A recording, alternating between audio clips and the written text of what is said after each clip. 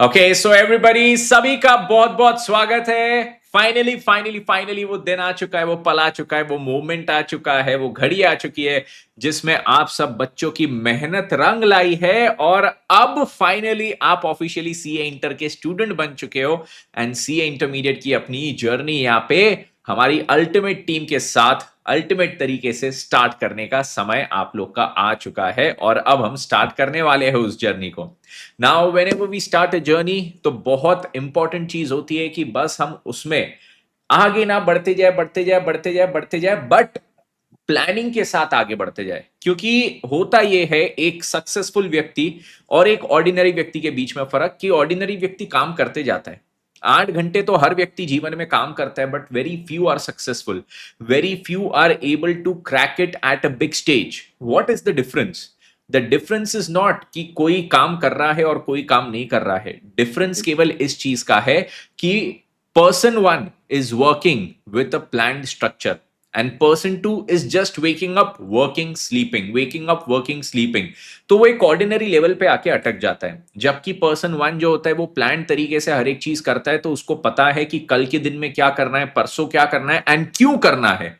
What is the reason for him to wake up? What is the reason for him to work? And why he has to rest? हर एक चीज का reason जब हम plan करें तो हमें पता चल जाता है।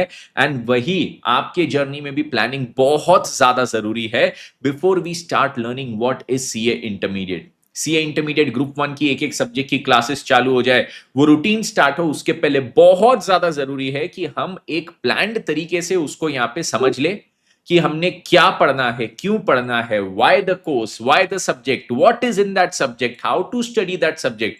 वो सारी चीजों को पहले एड्रेस करना चाहिए। And that is why Gaba sir, Indresh sir and I, we all sat together and we decided कि सर इस बार ना बच्चों को अपन ने और नेक्स्ट लेवल पे लेके जाना है। उसके लिए पहले दिन उनको सारी चीजें ये बताना बहुत ज्यादा हमको आवश्यक लगा कि आप लोग के दिमाग में जाना चाहिए कि आप जो कर रहे हो वो क्या है, क्यों है और वो करने से आपके करियर में क्या फर्क पड़ेगा।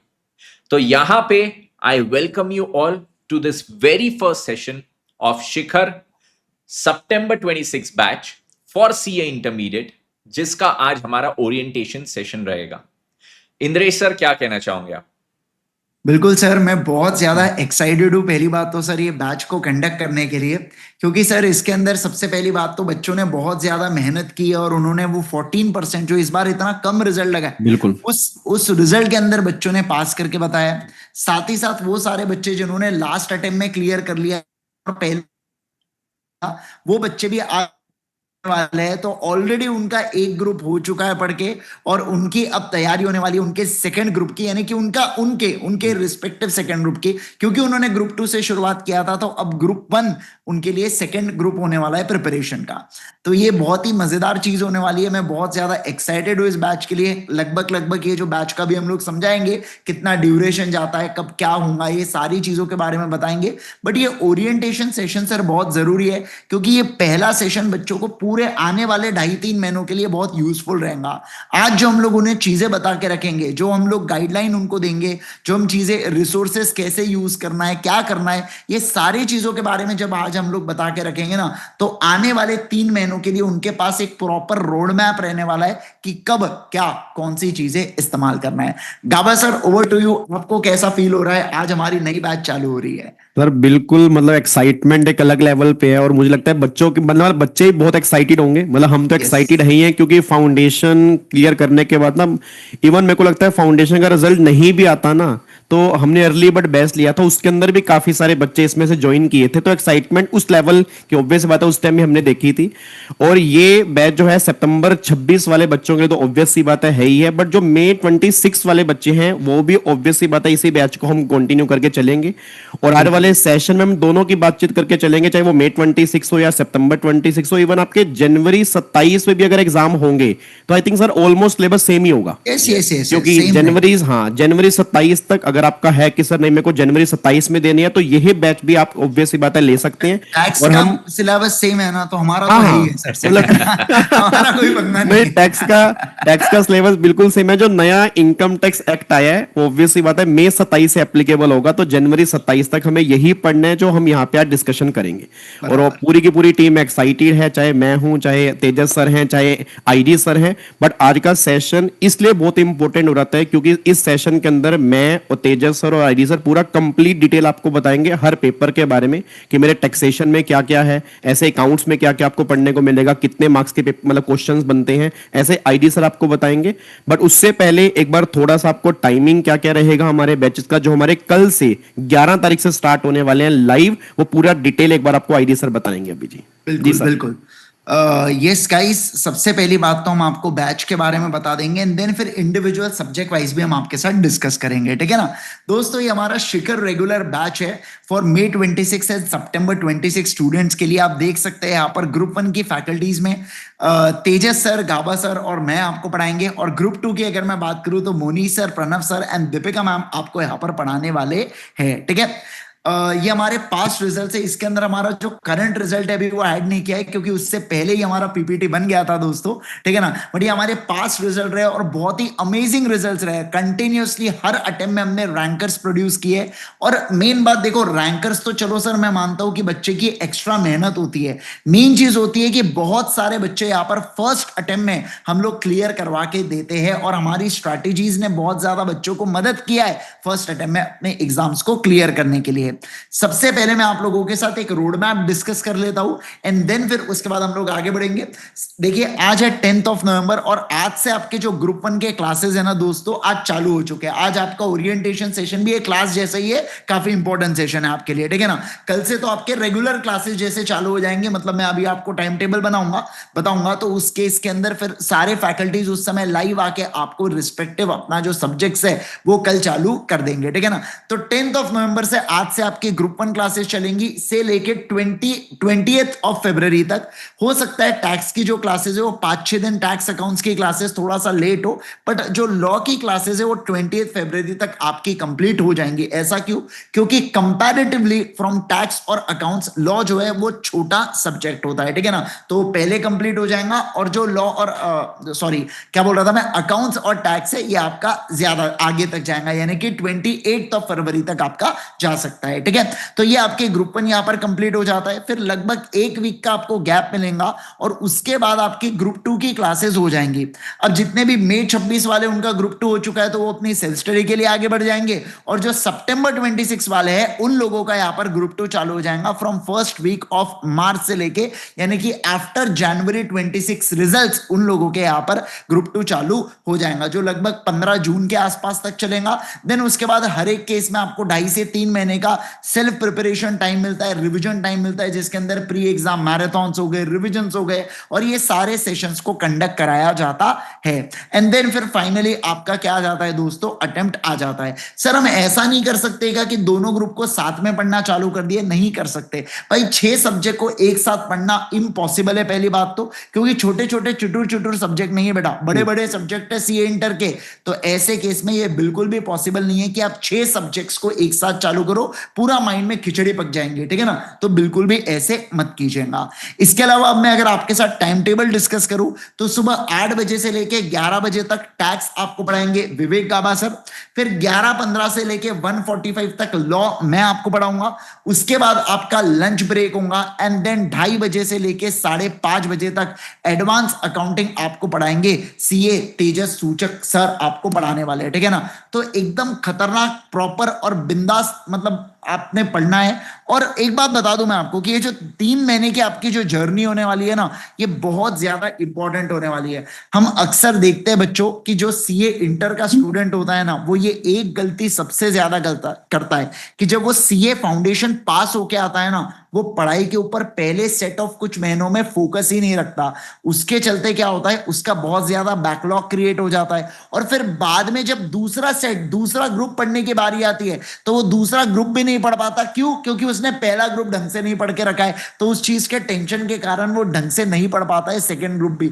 तो प्लीज ऐसा मत करना, पहले दिन से बहुत ही सिस्टमैटिक तरीके से आपको पढ़ना है। 9 मंथ्स की ये जर्नी है, बहुत क्रूशियल है आप लोगों के लिए। हर एक दिन पढ़ना, कंसिस्टेंटली पढ़ना, और अपने एग्जाम्स को फर्स्ट अटेम्प्ट में क्लियर करना, ठीक है ना। अब मैं आपके साथ यहां पर अब मैं तेजस सर से रिक्वेस्ट करूंगा कि सर प्लीज आप अपने अकाउंट्स के सिलेबस के बारे में एक बार बच्चों को बताइए कि किस तरीके से क्या क्या चीजें अकाउंट्स के सिलेबस में होने वाली है। ओके सो बच्चों, अकाउंट्स की जब मैं आप लोग के साथ यहाँ पे बात करता हूँ ना, तो हमारे फाउंडेशन से अब जो इंटरमीडिएट में हम अकाउंट्स में आते, it is like very very very different. Sir how is it different? हमको सबसे पहले ये बताइए। हमने सुना तो है कि इंटर से अब अकाउंट्स में अकाउंटिंग स्टैंडर्ड्स आते हैं। कुछ लोग जो अच्छे से नहीं भी पढ़े होंगे वो आपको ये भी बोलेंगे कि यार फाउंडेशन तक का अकाउंट्स था, बट इंटर से अब अकाउंट्स ना पूरा अलग हो जाता है यार, उसमें अकाउंट्स वाली बात नहीं है। तो मैं आपको बोलता हूं नहीं बेटा, इंटर से जो अकाउंट्स है उसमें असली अकाउंट्स वाली बात है। Now what is the difference between the foundation accounts and the intermediate accounts? तो ये समझिए, फाउंडेशन में आपको केवल बताया गया था कि आप फाइनेंशियल स्टेटमेंट्स, अगर फाइनल अकाउंट्स बनाओ प्रोप्राइटरी कंसर्न के तो कैसे बनते हैं, एनपीओ के बनाओ तो कैसे बनते हैं, पार्टनरशिप के बनाओ तो कैसे बनते हैं, एक बेसिक स्ट्रक्चर आपको बताया गया। बट अगर आपको केवल बेसिक बेसिक स्ट्रक्चर पता है तो does that lead to expertise? क्या आप खुद को एक्सपर्ट बोल सकते हो कि मैं एक फाइनेंशियल स्टेटमेंट समझने में, बनाने में, एनालाइज करने का एक्सपर्ट हूं? नहीं, अभी तो आपको केवल एक बेसिक स्ट्रक्चर पढ़ाया गया है। अब क्या होता है, अब सपोज आपने यहाँ पे, आपकी बात छोड़ो, इंद्रेश सर ने, मैंने और गाबा सर ने 3 एंटिटीज चालू किया, हम तीनों ने अपने अपने फाइनेंशियल स्टेटमेंट्स बनाए। गाबा सर ने भी फाउंडेशन पढ़े, उन्होंने भी अपने हिसाब से फाइनेंशियल स्टेटमेंट्स बनाए, मैंने भी बनाए, और इंद्रेश सर ने भी फाउंडेशन पढ़े, उन्होंने भी बनाए। अब तीनों ना अपने अपने फाइनेंशियल स्टेटमेंट्स में अपने मन मर्जी से कुछ कुछ चीजें लिख रहे हैं। गाबा सर ने बोला कि नहीं, मैं एकदम भगवान का आदमी हूं, मैं कोई भी चीज करूंगा शिद्दत से करूंगा, तो मैं सारी चीजें एकदम बराबर करूंगा। बोले मैं कोई भी चीज जो आज मेरे हाथ में नहीं आई है उसको अपने फाइनेंशियल स्टेटमेंट्स में नहीं दिखाऊंगा। इंद्रेश सर ने बोले यार मेरे हाथ में अगर पैसा आ गया है तो मैं उसको दिखा दूंगा अपने फाइनेंशियल स्टेटमेंट्स में। और मैंने बोला कि यार क्या हाथ में आया, पैसा आया? मैं बोला अगर बच्चा मेरे पास आ गया केवल क्लास की इंक्वायरी करने की, सर आपकी क्लास कितने बजे होगी, क्या फीस है, मैं बोला मैं उसको अपने फाइनेंशियल स्टेटमेंट्स में दिखा दूंगा। अब तीनों लोग अपने अलग अलग दिमाग लगा के फाइनेंशियल स्टेटमेंट्स यहां पे बना रहे हैं। पर अगर यही फाइनेंशियल स्टेटमेंट्स में तीनों के आपको समझने दूं कि इसमें से बताओ कौन से फाइनेंशियल स्टेटमेंट सही, तो आप उसको पकड़ नहीं पाओगे। क्यों? क्योंकि अभी तक आपको वो एक्सपर्टीज नहीं आई है। आपको केवल फाइनेंशियल स्टेटमेंट्स में कौन सी चीज कहां जाती है वो आया है, एक्सपर्टीज आपको नहीं आई है कि कौन सी चीज को फाइनेंशियल स्टेटमेंट्स में कब रिकॉर्ड करना है, रिकॉर्ड करना है तो किस प्रकार से रिकॉर्ड करना है, उसको फाइनेंशियल स्टेटमेंट्स में अगर आप दिखा रहे हो तो कैसे दिखाना है, प्रेजेंटेशन कैसे करना है। तो देखो, रिकॉर्ड करना मतलब एक हो गया रिकॉग्निशन की बात, एक हो गया उसको कितना अमाउंट दिखाना, मेजरमेंट की बात, एक होती है प्रेजेंटेशन की बात, कैसे दिखाना, एक होता है डिस्क्लोजर की बात कि कोई भी चीज के रिगार्डिंग क्या क्या चीजें आपको डिस्क्लोज करनी है। यहां पे इंटरमीडिएट में आपको ये सारी चीजें पढ़ाई जाती है कि आपने कोई भी एक्स चीज को, जैसे सेल्स की बात करूं तो सेल्स कब रिकॉग्नाइज करना है, कितना रिकॉग्नाइज करना है, सेल्स के रिगार्डिंग आपको प्रेजेंटेशन कैसे देना है, और फिर उसके क्या क्या डिस्क्लोजर्स रहेंगे। आप अगर कोई फिक्स्ड एसेट मतलब पीपी खरीदते हो, आपके यहां पे इन्वेंट्री है, तो उसके recognition principles, measurement principles, disclosure and presentation principles, ये सब अकाउंटिंग स्टैंडर्ड्स बताता है। और अकाउंटिंग स्टैंडर्ड्स में ये जो बात दी जाती है वो गाबा सर भी वैसे ही फॉलो करेंगे, इंद्रेश सर भी वही फॉलो करेंगे, और मैं भी वही फॉलो करूंगा। तो अब ये फॉलो करने के बाद जो तीनों के फाइनेंशियल स्टेटमेंट्स बने, उसमें कोई भी प्रिंसिपल के अनुसार गलत नहीं होगा, ना ही प्रिंसिपल के अनुसार कोई फेरबदल करने का स्कोप होता है।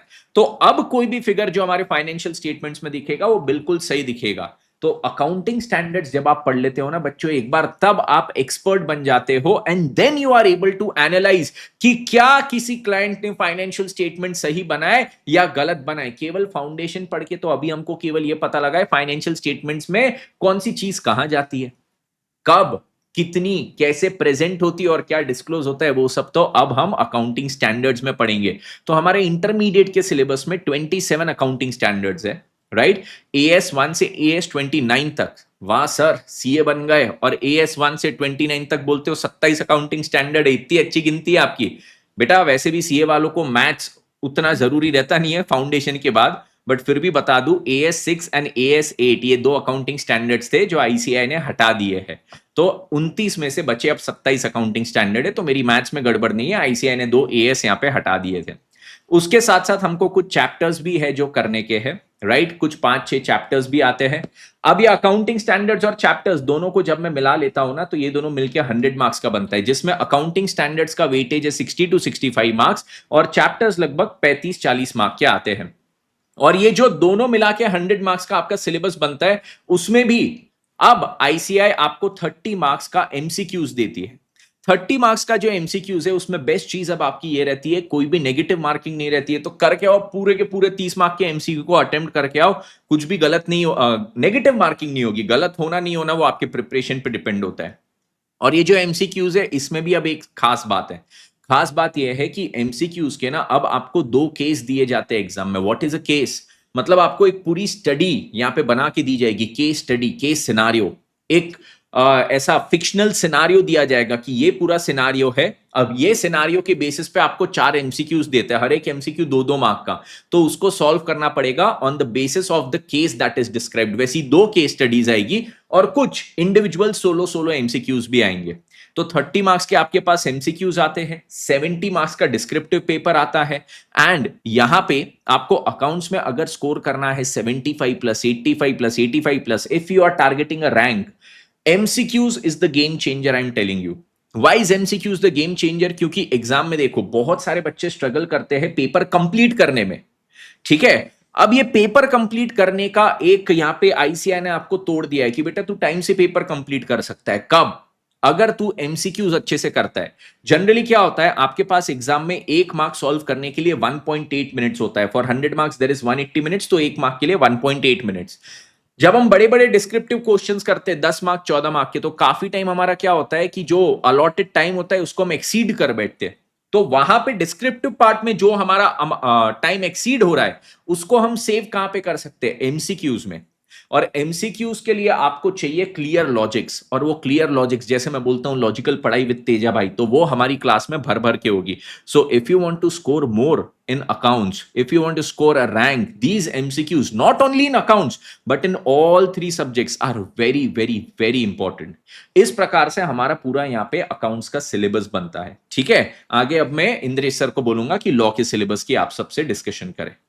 Yes, thank you so much Tejas sir. दोस्तों मैं अगर लॉ की बात करूं आप लोगों के साथ, तो देखिए यहाँ पर पूरा लॉ के रिलेटेड मैं आपके साथ बताने वाला हूं। सबसे पहली बात तो ये आपका पेपर नंबर 2 रहने वाला है। पेपर नंबर 1 आपका अकाउंट्स है, जिसके बारे में हम ऑलरेडी डिस्कशन हो चुका है।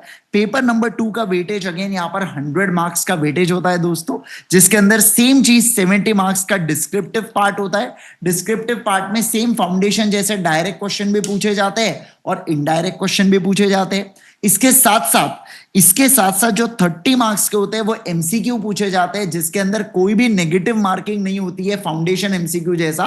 यहां पर आपको 0 नंबर मिलेंगे, नहीं तो आपको यहां पर नंबर मिलेंगे। समझ रहे हैं ना बात को? सही करके आया तो नंबर मिलेंगे, नहीं तो 0 नंबर। नेगेटिव मार्किंग कुछ भी आपके नहीं होती है।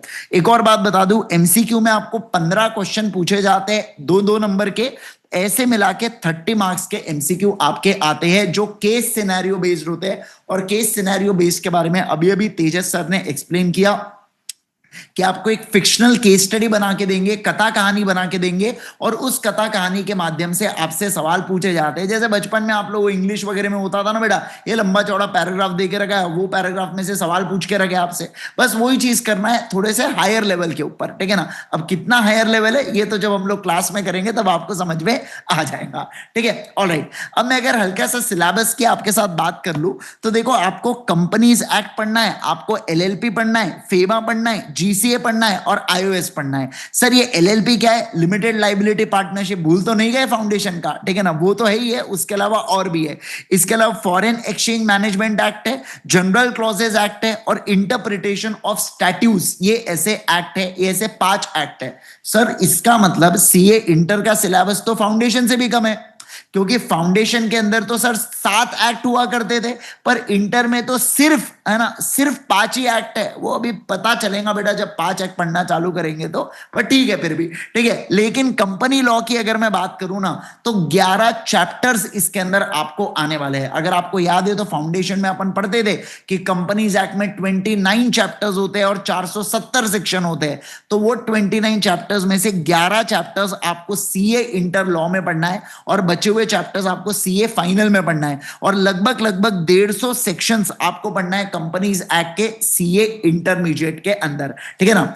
एक बात मैं मार्क्स डिस्ट्रीब्यूशन की बता दूं आपको कि कंपनी लॉ और एलएलपी मिला के आपको 70 नंबर का पूछते हैं, और ये जो 3 एक्ट है फेमा, जीसीए और आईओएस मिला के, ये 30 मार्क्स का आपके पेपर में पूछा जाता है। अब आप, मैं जानता हूं आप में से कुछ लोग दिमाग चला रहे होंगे, सर ये 30 नंबर और ये 30 नंबर मैच हो रहे हैं, इसका मतलब 30 नंबर के एमसीक्यू इसी 3 एक्ट में से आते हैं क्या? नहीं भाई नहीं, ऐसा कुछ भी दिमाग मत चलाओ। ये 30 नंबर के एमसीक्यू पूरे एक्ट में से आते हैं और 70 नंबर का डिस्क्रिप्टिव भी पूरे एक्ट में से पूछा जाता है, ठीक है ना। तो मैं आपको क्लियर कट बता दूं, पूरे 100 मार्क्स के इसमें से डिवीजन में आपको बताते हुए चल रहा हूं।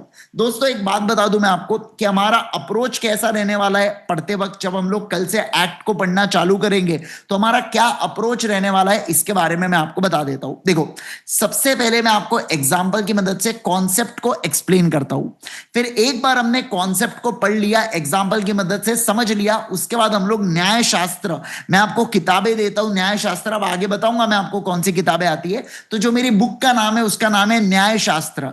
तो न्याय शास्त्र से हम लोग उसकी रीडिंग कर लेते हैं, फिर उसके बाद हम लोग उसके हैंड रिटन नोट्स बना लेते हैं, और फिर हम लोग यहाँ पर क्वेश्चन एंड आंसर्स की प्रैक्टिस करते हैं, ठीक है ना। तो ये 4 तरीके का, मतलब 4 चीजें आपके क्लास में होती रहेंगी। पहले हम लोग कॉन्सेप्ट को पढ़ेंगे, फिर बुक में से रीड कर लेंगे, फिर हैंड रिटन नोट्स बना लेंगे, और उसके बाद क्वेश्चन एंड आंसर्स की प्रैक्टिस करेंगे। तो इस तरीके से हमारा क्या करते हुए चलेंगे, इस तरीके से हर एक टॉपिक के ऊपर अपनी कमांड आते हुए चलेंगे, ठीक है ना। अब आपको कौन से नोट्स मिलने वाले हैं, तो 4 किताबें आपके घर पर पहुंचती है। 2 किताबें होती है रेगुलर मॉड्यूल, न्याय शास्त्र 1, न्याय शास्त्र 2। तीसरी जो किताब है वो है बच्चों मेरी क्वेश्चन बैंक। क्वेश्चन बैंक कौन सी है? सेक्शन वाइज क्वेश्चन बैंक है, मतलब हर एक सेक्शन के ऊपर जो भी क्वेश्चन एंड आंसर्स है हमने उसको डिवाइड करके रखा है सेक्शन वाइज। ये एकदम खतरनाक चीज है आपके लिए कि आप सोच के देखो, एक चैप्टर में अगर 12 सेक्शन है, आपका 6 ही आज रिवाइज करके हुआ, तो आप वो 6 जो आपने सेक्शंस पढ़े ना, उन 6 सेक्शंस के क्वेश्चंस को कर लेंगे और बढ़िया तरीके से आपका रिवीजन हो जाएगा। तो सेक्शन वाइज क्वेश्चन बैंक से पढ़ेंगे, और आखिरी में आपको मिलता है एमसीक्यू बुकलेट। इस एमसीक्यू बुकलेट में केस सिनेरियोज मैंने देके रखा हूं, लगभग 30 से 40 केस सिनेरियोज है जिसकी प्रैक्टिस हम लोग करते हैं क्लासेस के अंदर, पर ये सबसे आखिरी में की जाती है क्योंकि केस सिनेरियो में बहुत सारे चैप्टर्स को मिल मुला के सवाल पूछे जाते हैं, तो इसलिए सबसे आखिरी में हम लोग क्या करते हैं, एमसीक्यूज को सॉल्व करते हैं। अब एक और चीज है, ये है हैंड रिटन नोट्स। इसकी किताब आपके घर पर नहीं आती, ये हम लोग क्लास के अंदर बनाते हैं बच्चों। डेली बेसिस के ऊपर मैं आपके साथ शेयर करता हूं नोट्स को जो मैं क्लास में बनाता हूं, और डेली आपको तुरंत लिंक अपडेट हो जाती है अपनी लेक्चर के अंदर। अब ये लेक्चर ट्रैकर वगैरह क्या है ये आपको पता चल जाएगा कुछ देर में। तो लेक्चर ट्रैकर में लिंक अपडेटेड होती है, और जिस दिन मैंने नोट्स बनाए उसी दिन वो अपलोड हो जाते हैं ड्राइव के ऊपर, और आप उसको क्या कर सकते हैं, एक्सेस कर सकते हैं, ताकि इनकेस अगर आप क्लास में मेरे साथ नहीं लिख पाए तो उस केस के अंदर आप क्या कर पाएंगे, ट्रैकर से देख के इसको बाद में भी लिख सकते हैं, ठीक है ना। तो सर हमें क्या क्या लगने वाला है कल से, आपको एक 200 पेजेस की मेन नोटबुक लगेंगी, एक 100 पेजेस की आपको टेस्ट नोटबुक लगेंगी, जिसके अंदर हमारे जो चैप्टर वाइज टेस्ट होंगे, या जो मैं क्वेश्चन एंड आंसर्स के डीपीक्यू आपको दूंगा, डेली प्रैक्टिस क्वेश्चन, उन चीज की तैयारी आप लोग इस टेक्स्ट बुक के अंदर करेंगे। और आपको एक रफ नोटबुक भी लगने वाली है। अब ये रफ नोटबुक क्यों लगेंगी ये मैं आपको बताऊंगा। फिर भी आप ऐसा समझो, सीए फाउंडेशन की अगर आपकी कोई नोटबुक पड़ी होंगी बच्चों, जिसके अंदर 150 पेजेस पड़े होंगे, तो वो नोटबुक को लेके आ जाना, ठीक है ना। यस, मल्टीपल कलर पेन और स्टिकी नोट्स का प्रयोग कीजिएगा। एक और बात बता दूं, कल के लेक्चर के अंदर आपको गूगल ड्राइव की एक लिंक मिलेंगी बच्चों मेरे सेशन में, जिसके अंदर नोट्स और हमारा जो बाकी लेक्चर ट्रैकर और जो एमसीक्यू का पीडीएफ है, एमसीक्यू की बुक भी आपको आती है और पीडीएफ भी मैं अपलोड कर देता हूं, ताकि मान लो कभी आपके पास किताब नहीं है तो आप पीडीएफ डाउनलोड करके एमसीक्यू सॉल्व कर पाओ करके, इसलिए ठीक है ना। तो ये सारी चीजें आपको गूगल ड्राइव लिंक के अंदर मिल जाएंगी। इनफैक्ट हम तीनों फैकल्टीज का एक ही गूगल ड्राइव लिंक रहेगा, जिसके अंदर तीनों के लेक्चर ट्रैकर समय समय पर अपडेट होते रहेंगे और आपको नोट्स भी मिलते रहेंगे, ठीक है ना। यस, इसके अलावा यूनिट टेस्ट होती है बच्चों क्लास में। एक सबसे इंपॉर्टेंट बात, तीनों के क्लास में, तीनों फैकल्टीज के क्लास में यूनिट वाइज, चैप्टर वाइज आपकी टेस्ट होती है। और दूसरा, मैं अगर अब देखो यार, छोटे छोटे चैप्टर्स है तो उसकी इंडिविजुअल टेस्ट नहीं होती है, फिर वो 2-4 छोटे छोटे चैप्टर्स को मिला के टेस्ट ली जाती है। इसके अलावा मोस्ट इंपॉर्टेंट इवैल्यूएटेड टेस्ट होती है। अब ये इवैल्यूएटेड टेस्ट क्या होता है? इवैल्यूएटेड टेस्ट मतलब आप पेपर देते हो और हमारी टीम आपको चेक करके देती है। ऐसी 4 इवैल्यूएटेड टेस्ट आपकी ली जाती है, 2 50 नंबर की और 2 100 नंबर की, ठीक है ना। तो 4 इवैल्यूएटेड टेस्ट आपकी होंगी। सारी फैकल्टीज के रिवीजन वीडियोस आपको यूट्यूब के ऊपर मिलेंगे, ताकि आप एग्जाम तक रिवाइज कर पाओ। Support last day before marathon भी सारी फैकल्टीज लेती है, और बाकी सारी फैकल्टीज का टेलीग्राम सपोर्ट या व्हाट्सएप सपोर्ट, जो भी रिस्पेक्टिव फैकल्टीज को सूट करता है वो लेते हैं। जैसे मैं अगर मेरी बात करूं तो टेलीग्राम सपोर्ट आपको CAIG सर, ये मेरा टेलीग्राम आईडी है, इसके ऊपर आप मुझे मैसेज डाल के कोई भी क्वेरी आपके मन में अगर कभी आप पढ़ रहे हो और आपको डाउट आ रहा है तो आप मुझसे पूछ सकते हो, और विद इन 24 आवर्स उसका जवाब आपको मिल जाता है। मैं बोल रहा हूं विद इन 24 आवर्स कहने के लिए तो बोल रहा हूं मैं, पर 2-3 घंटे के अंदर ही आपको रिप्लाई उस पर मिल जाता है, ठीक है ना। तो ये सारी चीजें होती है बच्चों, यहाँ पर किससे रिलेटेड, लॉ से रिलेटेड यहाँ पर समाप्त होती है। अब मैं गाबा सर से रिक्वेस्ट करूंगा कि सर प्लीज आप टैक्स के बारे में बच्चों को बताइए कि किस तरीके से टैक्स का हम लोग पढ़ने वाले हैं और बच्चों को क्या क्या रिसोर्सेज लाना होगा कल के क्लास के अंदर। जी sir, thank you so much sir. इतना मजा आ रहा था आप दोनों को सुन के, मतलब मन कर रहा था कि आप चलता रहे सेशन। सर रोज आओ ना हमारी क्लास में, आप रोज मतलब आना। पहली बार सर एज ए स्टूडेंट वाली फील आ रही थी क्या? हाँ, मतलब आनंद की। थैंक यू सर सो तो मच। आप कल से रोज आओगे ना मेरे सेशन में। अरे सर मैं कह रहा हूँ दोबारा सीए कर सकता हूँ मैं अब। अरे अरे रे रे रे रे रे रे रे। चलो सर, बहुत बहुत धन्यवाद। एंड आप सभी का भी, एंड जितने बच्चे आज यहाँ पे इस टाइम इस सेशन को देख रहे हैं, तो मैं टैक्सेशन के बारे में थोड़ा सा आपको बता दूं, क्योंकि ये दुनिया, पहली बात तो बिल्कुल नई दुनिया आपके लिए होने वाली है। सर स्क्रीन आपको दिख रही है, मतलब स्क्रीन? Yes sir, perfect. तो ये बिल्कुल नई दुनिया है, क्योंकि फाउंडेशन में आपने टैक्सेशन कभी पढ़ा नहीं होगा, इवन 11th-12th में नहीं था। थोड़ा बहुत अकाउंट्स आपने शायद पहले पढ़ा हो, लो थोड़ा बहुत आपने पढ़ा हो, बट ये दुनिया ऐसे तो बिल्कुल नई दुनिया, बट बहुत सुंदर दुनिया, क्योंकि प्रैक्टिकल लाइफ में ना इसके बारे में आपने सुना बहुत होगा। मतलब मैं ये कहता हूँ कि जहां सीए है वहां टैक्स है, जहां टैक्स है वहां सीए की बात होगी ही होगी। ऐसा हो ही नहीं सकता कि जब टैक्स की बात और सीए की बात ना हो, क्योंकि प्रैक्टिकल लाइफ में ना बहुत सारे वर्ड्स आपने नॉर्मली हर घर में चलते हैं कि टैक्स की रिटर्न भरनी है, या टैक्स प्लानिंग क्या होती है, टैक्स अवॉइडेंस क्या होती है, इवेजन क्या होती है। तो मतलब जो चीजें आज आपने प्रैक्टिकली सुनी है ना, मतलब फाइनली वो देखने का टाइम अब आ चुका है, क्योंकि सीए इंटर लेवल का टैक्सेशन बहुत बढ़िया तरीके से ड्राफ्ट किया गया है। क्योंकि आपको यहां पर इनकम टैक्स भी पढ़ने को मिलेगा और आपको जीएसटी भी पढ़ने को मिलेगा, और ये दोनों के दोनों टैक्सेशन ऐसे हैं जो प्रैक्टिकल लाइफ से कनेक्टेड है। मैं एक सिंपल से एग्जांपल आप सबसे पूछता हूं, एक बात मेरे को सोच के बताओ। मतलब मैं उम्मीद करता हूं कि जितने बच्चे यहाँ पे सामने बैठे हैं, हमारे घर में कोई ना कोई पर्सन ऐसा जरूर होगा कि जो इनकम कमा रहा होगा और वो इनकम टैक्स पे करता होगा। अब ये बात आप एज्यूम करके चलना कि इनकम टैक्स के बाद ना आप अपने फादर को भी कंसल्ट कर सकते हो कि हाँ पापा क्या रेट लगेगा, कैसे टैक्स निकलेगा, किस तरह से हम टैक्स बचा सकते हैं। वो सारी की सारी बातें अब तुम्हें सीखने को मिलेंगी। और इनकम टैक्स में शायद कभी आपने एक वर्ड सुना हो, सरचार्ज लगता है। जैसे मान लो तेजस सर हैं, अब तेजस सर, सरचार्ज का कॉन्सेप्ट आया ही मान लो तेजस सर और आईडी सर की वजह से, क्योंकि नहीं, जब हम आपकी, क्या लपेट रहे सर? नहीं सर मुझे बोलने दो।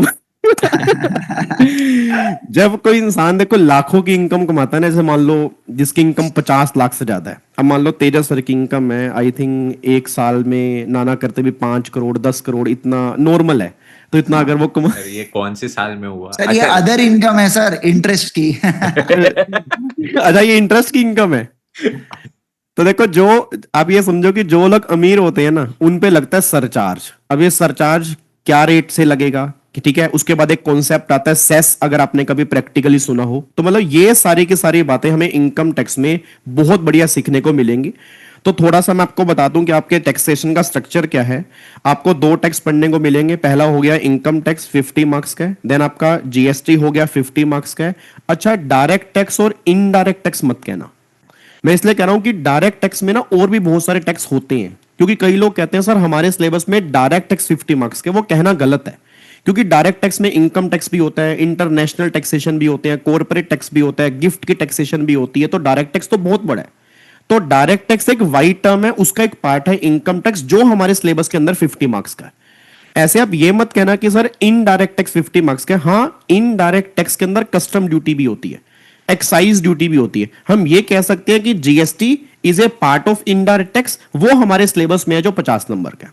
तो मोटा मोटी दो टैक्स हमें कवर करने हैं, एक तो इनकम टैक्स 50 मार्क्स का और एक जीएसटी 50 मार्क्स का। और ये दोनों टैक्स ऐसे होंगे जो कंफर्म हर बच्चे ने प्रैक्टिकली कभी ना कभी सुने होंगे। और इवन जीएसटी तो तुमने देखा भी होगा। आप में से जितने बच्चे बैठे हैं, हेलो भाई साहब इधर, आप लोग एक बात बताना, डोमिनोज, मैकडी, पिज्जा हट, फाउंडेशन का रिजल्ट आया, कभी ना कभी कुछ खाने पीने गए होंगे, कहीं ना कहीं फैमिली के साथ आप कहीं ना कहीं रेस्टोरेंट में खाना खाने गए होंगे, उसके बिल में चेक करना वहां पे जीएसटी लगा होता है। आप चेक करना सीजीएसटी लगा होगा, एसजीएसटी लगा होगा। तो वो सीजीएसटी, एसजीएसटी, आईजीएसटी, यूटीजीएसटी, ये सब जीएसटी कौन कौन से हैं और गवर्नमेंट जीएसटी इंडिया में क्यों लेकर आई, तो ये सारी बातें आपके 50 मार्क्स में आएंगी। तो 50 मार्क्स का हमें जीएसटी पढ़ना है, 50 मार्क्स का हमें इनकम टैक्स पढ़ना है। अच्छा, वेटेज दोनों की बराबर है, बट सबसे बड़ी प्रॉब्लम क्या है कि इनकम टैक्स के लेक्चर ज्यादा लगेंगे इन कंपैरिजन टू जीएसटी। अब अगर मैं इनकम टैक्स की बात करता हूं तो जो कल से हमारे लेक्चर स्टार्ट हो रहे हैं, सुबह जो 8 बजे मेरी क्लास स्टार्ट होगी, अप्रोक्सीमेट 67 लेक्चर जो होंगे वो हमारे इनकम टैक्स में लगेंगे। और हर लेक्चर की ड्यूरेशन जो होगी वो 3 घंटे की होगी। तो ये टाइम हमारा इनकम टैक्स में लगना है। मैं चाहूं तो ये लेक्चर कम भी कर सकता हूं, बट देखो जितना बेस आपका स्ट्रॉन्ग होगा ना, उतना सीए फाइनल के अंदर इजी रहेगा। क्योंकि सीए फाइनल में यही पेपर डबल में कन्वर्ट है। आपको बता दूं, हम जब कुछ ही घंटों के बाद आप सीए इंटर क्लियर कर देंगे, फिर आपको सीए फाइनल में एंट्री मिलेगी, तो वहां पर डायरेक्ट टैक्स और इनडायरेक्ट टैक्स दोनों 100 नंबर के हैं। और अगर बेस ही आपका मजबूत नहीं होगा तो सीए फाइनल में आपको दिक्कत आने वाली है। और फिर सीए फाइनल के टीचर आपको ना ये नहीं लेके चलेंगे बिल्कुल बेसिक से, वो ये मानेंगे तुम्हारा सीए इंटर क्लियर है। तो थोड़ा सा हमें टाइम यहां पे लगेगा, बट मैं गारंटी दे रहा हूं जो इनकम टैक्स हम क्लास के अंदर पढ़ेंगे उसके बाद तुम्हें बहुत मजा आने वाला कि सर हमने बहुत बढ़िया तरीके से चीजों को पढ़ा है। जीएसटी की बात करूंगा, जीएसटी के अंदर अप्रोक्सीमेट 41 लेक्चर लगेंगे, मतलब 25 लेक्चर अप्रोक्सीमेट हमारे कम लगते हैं जीएसटी में। वेटेज दोनों की बराबर है, 50 मार्क्स का जीएसटी, 50 मार्क्स का इनकम टैक्स। अरे टोटल ड्यूरेशन वही 300 घंटे का हमारा कंटेंट जाएगा, मतलब इससे थोड़ा सा कम भी हो सकता है। वैसे मैं कम करना चाहूं, बट मैं चाहता नहीं। मैं चाहता हूं कि जिस दिन तुम्हारा बैच खत्म हो उस दिन तुम्हें फील हो कि वाकई हमने कुछ पढ़ा है।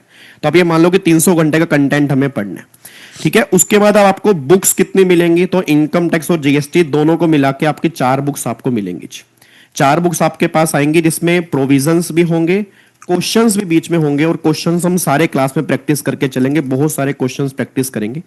उसके अलावा आपको 2 चार्ट बुक मिलेंगी। अब वो चार्ट बुक जो है, जैसे आपको मैं एग्जांपल देता हूं, इनकम टैक्स की बुक जो मिलेगी अप्रोक्सीमेट 800 पेज की है। कितने पेज की है? 800 पेज की है। अब उस 800 पेज की बुक को मैंने कंसाइज किया हुआ सिर्फ 35 पेज के अंदर। मतलब आप ये मान लो कि 35 पेज के अंदर मैंने इनकम टैक्स को पूरा कंसाइज कर दिया। रीजन बीइंग, क्योंकि जब आप एग्जाम से एक दिन पहले होंगे ना, तो एक दिन पहले आप 800 पेज नहीं पढ़ सकते। इवन एक दिन पहले जो मैं क्लास में नोट्स बनवाऊंगा वो भी 400 पेज के होंगे इनकम टैक्स के, वो भी कई बार नहीं आप पढ़ सकते। तो उस टाइम वो 35 पेज बहुत काम आएंगे। आप ट्रैवलिंग में जा रहे हो, आपको टाइम नहीं है आपके पास, क्योंकि बहुत सारे बच्चे मेट्रो से ट्रैवल करते हैं, बस से ट्रैवल करते हैं। तो बच्चा कहता है सर कोई ऐसी छोटी सी बुक हो जो हम हाथ में लेके इजिली हम उसको रिवाइज कर सकें, तो उस टाइम पर वो बहुत काम आएगी। तो 2 चार्ट बुक आपको मिलेंगी, बट ये चार्ट बुक जो मिलेंगे वो पीडीएफ फॉर्म के अंदर मिलेंगी, बट वो अभी साथ नहीं मिलेंगी। वो थोड़ा सा बुक मैं रिवाइज कर रहा हूं, तो होपफुली आपको वो नवंबर एंड तक बुक मैं आपको क्लास में ही प्रोवाइड करवा दूंगा। फिर 2 क्वेश्चन बैंक आपको एडिशनल मिलेंगे जो क्वेश्चंस बुक में हैं। उसके अलावा एक बच्चा कहता है नहीं सर मेरे को ना 80 मार्क्स लेके आने हैं, या बहुत सारी प्रैक्टिस करनी है, क्योंकि कई बार बच्चे पूछते हैं सर स्कैनर कौन सा लें या बुक्स कौन सी रेफर करें। तो फाइनली वो क्वेश्चन बैंक मैं आपको प्रोवाइड कराऊंगा। इनकम टैक्स और जीएसटी का दोनों का अलग अलग क्वेश्चन बैंक होगा, जिसमें सिर्फ क्वेश्चंस होंगे। पास्ट ईयर क्वेश्चंस हो गए, एमटीपी होगी, आरटीपी होगी। तो खूब तुम प्रैक्टिस कर सकते हो, तो प्रैक्टिस की तुम्हें कोई दिक्कत नहीं आने वाली, ठीक है जी। तो ये आपको मटेरियल जो है वो क्लासेस के अंदर मिलेगा। 4 बुक्स आपके पास हार्ड कॉपी फॉर्म में आएंगी जो आपके बुक्स डिलीवर हो जाएंगी, ठीक है। ये पॉइंट हो गया। अच्छा, फिर क्लास में हम नोट्स बना के चलेंगे प्रॉपर। मतलब मैं नहीं कहूंगा कि आप बच्चों से पूछना, जो नोट्स होते हैं, चाहे वो मैं हूं, चाहे वो आईडी सर हैं, चाहे वो तेजस सर हैं, आई थिंक सबकी एक हैबिट है क्लास में नोट्स बनवाने की। और वो नोट्स नहीं होते सर, वो 24 कैरेट गोल्ड है। बिल्कुल। मैं बिलीव करना सर, आपके दोस्त कहीं से भी क्लास अगर ले रहे होंगे वो नोट्स तुम्हारे ही लेंगे, मैं तुम्हें गारंटी दे रहा हूं। वो कहेंगे यार क्या बढ़िया नोट्स बनाए हैं, उस टाइम तुम्हें फील होगा उस नोट्स की वैल्यू क्या है। तो ये नोट्स किस लिए बनाए जाते हैं उसका रीजन है। जैसे कई बच्चे कहते हैं यार क्यों नोट्स बनवा रहे हो, क्या रीजन है। बुक है तो है भाई, बुक तो है, बट लास्ट टाइम में आप एग्जाम से एक दिन पहले सोच के हमें अभी पढ़ना है। आप ये सोच के मत पढ़ो कि हम अभी के लिए पढ़ रहे हैं, आप ये सोच के पढ़ो कि एग्जाम से 2 महीने पहले हमें रिवीजन करनी है, तब हमारे लिए क्या होगा। तो उस टाइम पर ये नोट्स तुम्हें याद आएंगे और तुम अप्रिशिएट करोगे यार थैंक यू आईडी सर, या thank you Vivek sir, thank you तेरे सर कि आपने नोट्स बनवाए, अब मुझे पता लग रहा है कि मेरा टाइम कितना बच रहा है। तो अभी की मेहनत, बाद का तुम्हारा टाइम बचेगा। अभी तुम मेहनत नहीं करोगे, बाद में तुम्हारा बहुत टाइम लगेगा। तो थोड़ा सा अभी हम टाइम लगा लेंगे, इसलिए ड्यूरेशन थोड़ी सी हमारी ज्यादा लगती है। तो नोट्स हम क्लास में बना के चलेंगे, हर प्रोविजन को समझेंगे, उसका एनालिसिस मैं नोट्स में बनवाऊंगा, चाहे इनकम टैक्स हो चाहे जीएसटी हो। दोनों के लिए 350 400 पेज की आपकी एक नोटबुक बनेगी, जो आपके बाद में बहुत काम आएगी इन चीजों को समझने के। तो क्लास नोट्स आपको ऑब्वियस सी बात है। टेस्ट सीरीज के बारे में आपको आईडी सर अपना तेजस सर ने सब कुछ बता दिया। टेस्ट पेपर भी होंगे, इवेल्युएटिव टेस्ट पेपर भी होंगे, तो ये सारी बातें आपको यहां पर मिलेंगी। उसके बाद अब 5 मिनट में आपके यहां पे छोटे से और लूंगा, 5 या 4 मिनट, कि सर इनकम टैक्स और जीएसटी में क्या क्या मेन पढ़ने को मिलेगा। आप ये मान लो आपको सब कुछ पढ़ने को मिलेगा यार, ठीक है। मतलब आप टैक्स रेट क्या होते हैं, जैसे एक बात बताना, आपके दिमाग में कभी क्वेश्चन तो आया होगा ना, नहीं आया तो अब के बाद आएगा। अच्छा ये बात तो सबका पता होगी कि 22 सितंबर को जीएसटी के रेट चेंज हुए थे। एक्साइटमेंट तो कभी तुम्हें होती होगी ना, न्यूज में जब तुम देखते होगे हाँ यार हम ब्लैंक हो रहे हैं, मतलब कहीं डिस्कशन हो रही है, तुम उसके बीच में पार्ट नहीं ले सकते। अब तुम पार्ट लोगे, क्योंकि जहां भी टैक्स की बात होगी, चाहे वो टैक्स रेट है, चाहे वो रेजिडेंशियल स्टेटस है, या तुम्हारे फादर अगर बिजनेस कर रहे हैं तो बिजनेस की इनकम कैसे निकालनी है।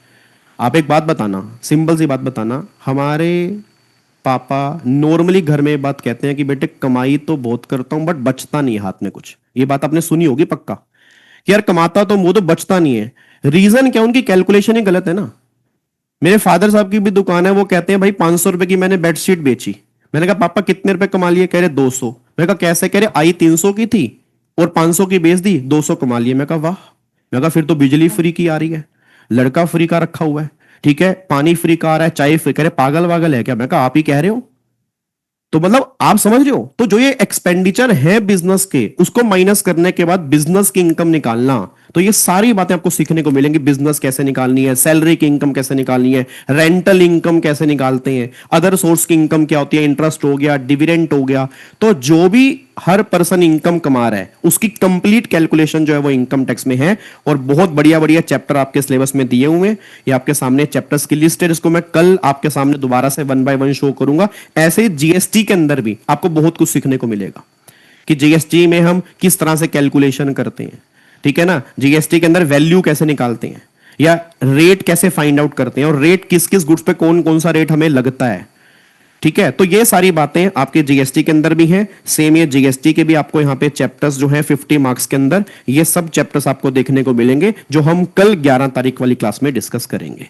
तो आई थिंक मोटा मोटा इंट्रोडक्शन आपको मैंने बता दिया, एक ठीक चीज है। सर, और मैं आप जी सर, यही भी बोलना चाहूंगा, आपने जैसे अभी ये बोला ना बिजनेस इनकम की बात, कि जी बिजनेस इनकम कैसे कैलकुलेट करना, तो बच्चों आपको यहाँ पे अकाउंट्स और टैक्स की ना बहुत खास बात बताऊंगा।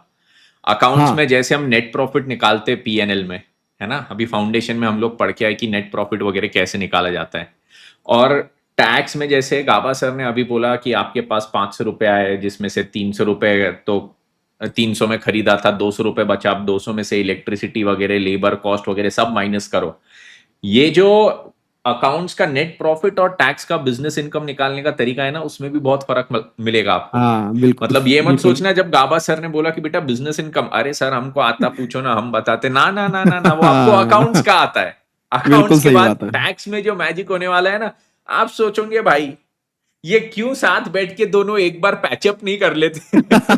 मतलब मैं तो सर हमेशा क्लास में कहता हूँ अकाउंट्स और इनकम टैक्स में ना 36 का आंकड़ा है। हाँ मतलब थोड़ा सा रहता है। अब ये मत सोचना कि कहीं तुम मेरी क्लास में आके बोले यार तेरे सर ने ऐसा कराया, या तेरे सर को आके बोले यार गाबा सर ने ऐसा कराया। दोनों सही करा रहे हैं। अकाउंट्स वाले कंपनीज एक्ट फॉलो कर रहे हैं, हम इनकम टैक्स एक्ट फॉलो कर रहे हैं।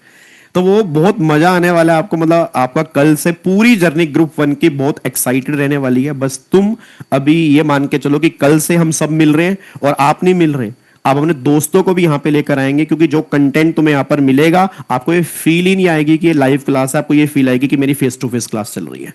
ठीक है जी। मेरी जी भी सर। मेरी भी सेम सेम सेम। हाँ सेम। मेरे उसमें भी दोस्तों को लेके आना, आईजी सर के उसमें भी हाँ सब, दोस्तों मैंने तो सबके लिए बोला सर।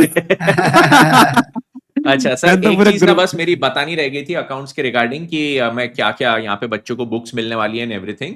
सो ऑल द जी students who have registered for advanced accounting, आप लोग को अकाउंट्स की 3 प्रिंटेड बुक्स मिलेगी।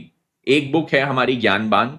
ज्ञानबान में सारी हम थियरी वगैरह जो भी है एवरीथिंग इज एक्सप्लेन्ड, ठीक है। तो that is a conceptual book जिसमें सारे लॉजिक्स एक्सप्लेन्ड है। एक आपकी रहेगी हमारा क्वेश्चन खजाना, जो बेसिकली एक क्वेश्चन बैंक है, उसमें हर टॉपिक के क्वेश्चंस रहेंगे।